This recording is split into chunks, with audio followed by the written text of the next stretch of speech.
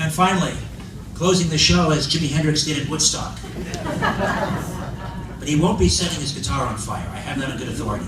Stephen Bassett is a leading advocate for ending the nearly 70-year government-imposed truth embargo regarding an extraterrestrial presence engaging the human race. He's a political activist, a lobbyist, commentator, columnist, and conference producer. He's the founder of the Paradigm Research Group, the executive director of the Extraterrestrial Phenomena Political Action Committee, XPPAC, the creator of the Paradigm Clock, and the executive producer of the X Conference.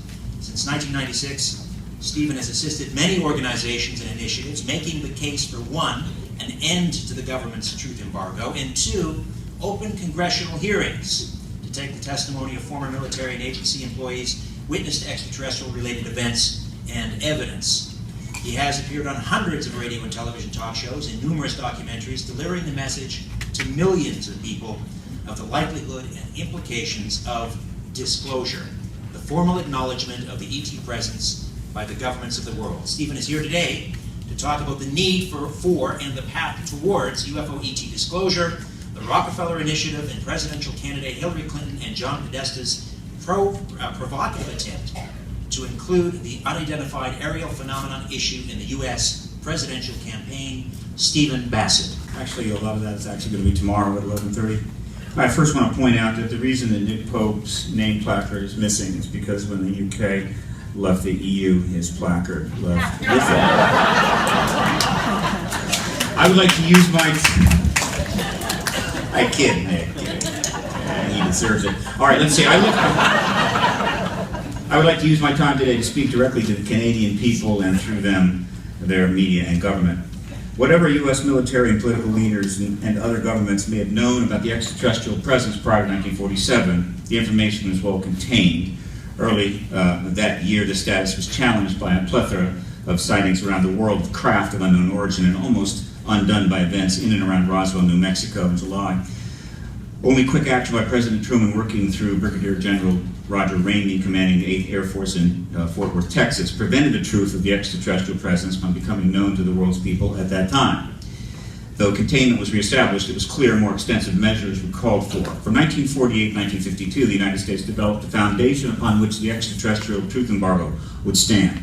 This required understandings to reach with the America's chief World War II allies, which should not have been difficult given the circumstances of the time. The United Kingdom, Canada, and Australia would have been at the top of that list. Almost certainly discussions were held at the executive level and at the classified level of intelligence operations. Likely no record was made of such discussions. Given the position of the United States at the time, the developing Cold War, compliance would not have been difficult to obtain. Understandings with print radio and the nascent television media, already having worked with their governments as national security partners in time of war, would also have been readily forthcoming. All good, but the status quo was shattered by the events in and around Washington, D.C. in July 1952, mass sightings over the nation's capital. A shocked White House and Pentagon then realized more draconian measures were called for to contain the truth of the ET presence, convened a CIA panel to explore options, and readdressed its understandings with its allies and media. It is important to note this escalation in containment completely coincided with the escalation of the Cold War, which locked in the truth embargo for the next 4 decades. When the Cold War ended, a new approach to the extraterrestrial presence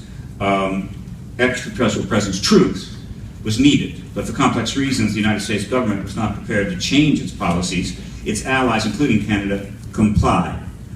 The first signs of discontent within the coalition of the willing did not show up until late 1999 with the Cometa report issued by a high-level French non-governmental entity. Between 1953 and 1992, little is known about the correspondence between political, military, and intelligence contacts with the owners and publishers of major television, radio, and print journalistic venues. Again, no paper trail is likely. It is also not known whether media heads in other countries were approached by the U.S. government, their governments, or both. Whatever the history of that contact, the United Kingdom, Canada, and Australia and their media remained on board the truth embargo as of 2016. That is still the case. Since early 1964, the U.S. government has conducted a series of policies that have made the world less safe. While some may think these disastrous decisions are balanced by the end, quote, unquote, of the Cold War and dismantlement of the Soviet Union, history will show otherwise. Just one example. The The decision to conduct a preemptive war in Iraq and subsequent invasion of other countries may prove an unrecoverable error, with inevitable outcomes, not the least being nuclear terrorism, the worst migration crisis in Europe since World War II, and a collapse under non-optimal conditions of the European Union. The United Kingdom, long considered America's closest ally, has consistently followed the United States down these destructive paths, often with disastrous consequences. The Canadian government has usually chosen a different path, becoming known as a nation of peace, mediation, neutrality, and reason. It refused to participate in the Vietnam War. Rather, it served as a peace mediator and banned exports of military arms to the United States. The U.S. was not pleased. Canada's involvement in the first Gulf War was at a peak presence of 2,700 personnel and mostly limited to supporting roles, including hospital security reconnaissance. Canada has minimal connection to the Second Gulf War and refused to declare war on Iraq. This approach reflected the will of the Canadian people who protested that war vociferously. In short, Canada has made wise choices as regarded social contract, including the degree to which it follows America's lead. The United Kingdom has not been so wise. But on the matter of the extraterrestrial reality, the Canadian government has deferred to the United States for 70 years and supported the truth embargo. I can assure you with complete confidence there are members of your military services and intelligence agencies who are well aware of the extraterrestrial presence. There are members of your political leadership who are well aware of the extraterrestrial presence. There are reporters, editors, and publishers who are well aware of the extraterrestrial presence. Not all, of course, some. And they have chosen not to speak out and or engage the ET issue to the degree warranted by its importance. And there are only 3 reasons why this is so. First, they do not believe the Canadian people can handle this truth, which is to say disclosure would be a risk to Canadian national security. This is a judgment that should be respected, but one that no longer reflects the present status of the ET issue and the public's awareness of that issue. 2, they are concerned they would put their career and reputation at risk and subject to ridicule by friends, colleagues, and peers, which of course was the chief goal of the truth embargo. This conclusion is understandable, but also does not comport with the present reality. The current leading candidate to be president of the United States has publicly stated the issue is serious and deserving of direct engagement. Her campaign chairman has repeatedly made similar statements in support of those statements. The polling shows the awareness of the issue is near 100%. The ET genre is the most watched and lucrative entertainment genre in history. The highest grossing movie of all time is about blue extraterrestrials. There are 3 sequels to that movie in production right now. And 3, they are concerned that publicly and appropriately confronting the truth embargo on the ET issue could bring repercussions from the United States toward their country, Canada.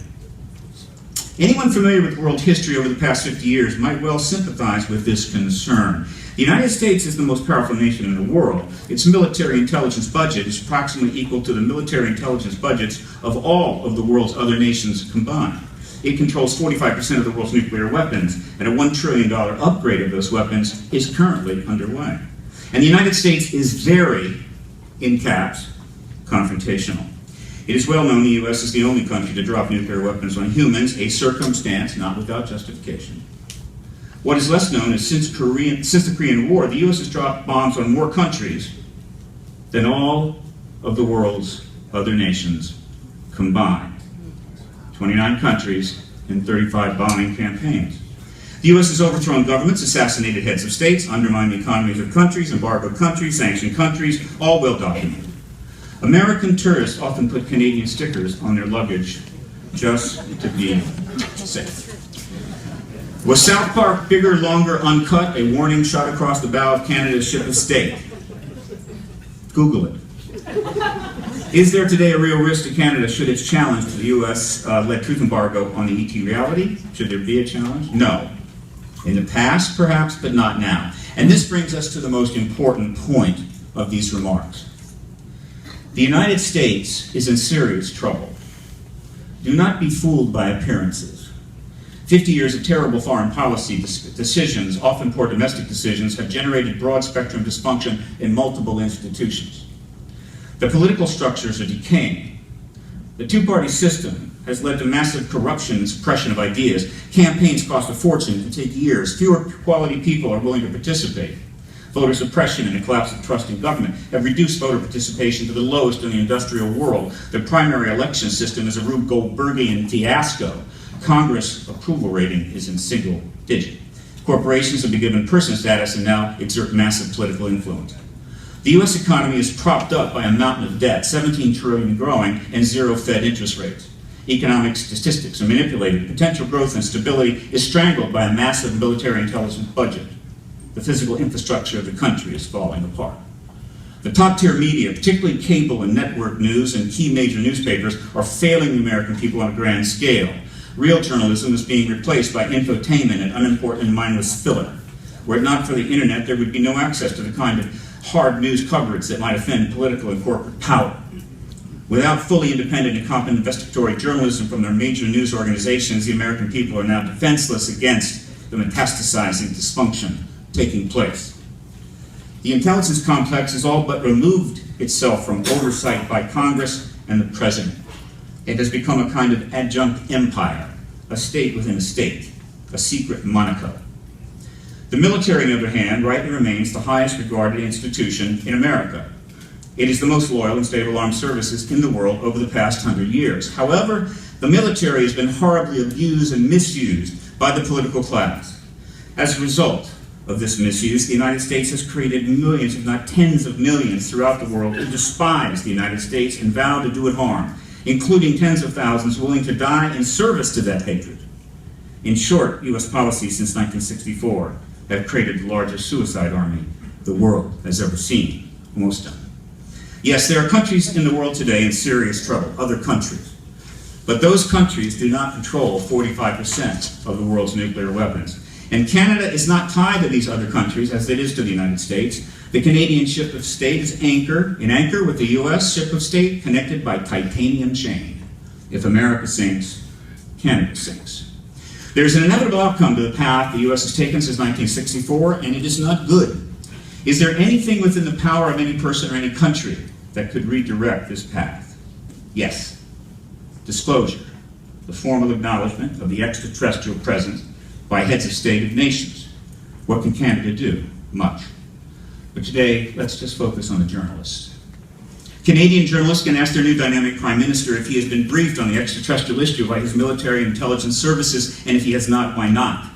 They can ask the heads of Canadian military intelligence services if they have briefed the Prime Minister on the issue, and if not, why not? They can ask the Prime Minister and the members of the Canadian Parliament if they are aware of the public statements by Secretary Hillary Clinton and her campaign chairman John Podesta regarding the ET issue. Are they aware of the worldwide press coverage of these comments? They can ask past political leaders of Canada and former publishers and editors if they have willfully participated in a truth embargo regarding ET presence. There are 1,000 questions they could ask. They can call for hearings in the Parliament on the ET issue. Hundreds of witnesses would be willing to testify under oath. They can dig deep into the Clinton ET Rockefeller Initiative connection. There are 26 living principals to that initiative who have not been interviewed by the mainstream media, even though the Rockefeller Initiative has been in the public domain thanks to Grant Cameron for 16 years. But that's an American story, isn't it? No, it's not. Do you think the extraterrestrial presence is here solely to deal with the United States? It is global. It is transcendent. And it is the most important issue in the world today. Canada is part of that world, and its citizens have a right to know. There is no arrangement Canada might have with the United States that can now justify denying the Canadian people the truth. Question for Mr. Bassett, Cameron, and Mr. Pope. In your opinions, what will it take for the various governments to finally come clean?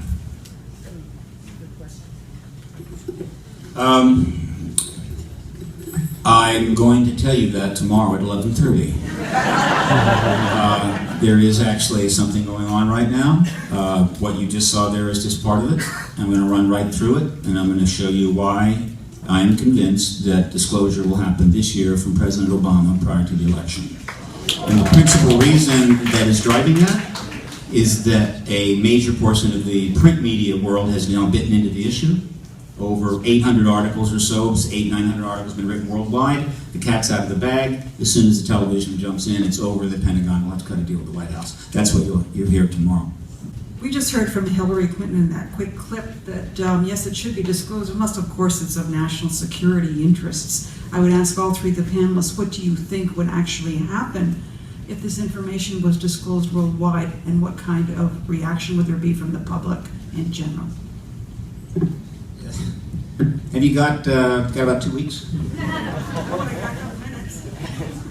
I have an answer that I use because there's just no way to even begin to describe it.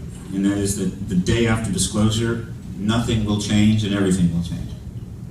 You'll have the same job, the same spouse, the same problems, same complexion, whatever. You got everything's gonna be the same, right? And yet everything else in the world, everything will begin to slowly change like a ripple moving out from a central point. And that change will magnify over the years to come.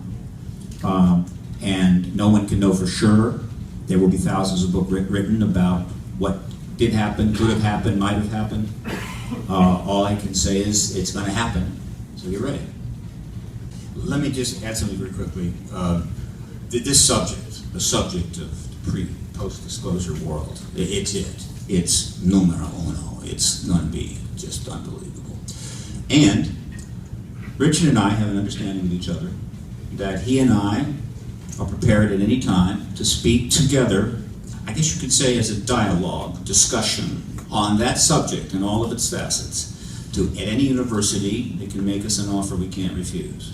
Just going to put that out there, okay? And I guarantee you it'll be the most interesting 3 hours you'll ever sit through.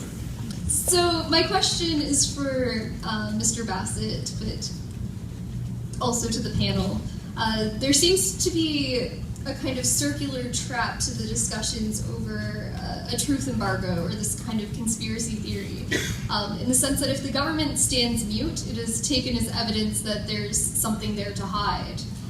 That dichotomy overlooks the possibility that maybe the information that's being looked for is not really there. Similarly, if claims of UFOs and ETs on Earth are not discredited, that's often taken that they are true. Yet if they are discredited, it's often taken as true because this discrediting is seen as part of a government cover-up of the truth. So cover-up theories seem almost impossible to disprove. For the adherent, this lack of evidence seems only to provide additional testimony for the effectiveness of a cover-up. Is there a way we can get out of this kind of circular argument to move beyond this and towards more productive discussions of what's actually going on? College students. You can't live without them.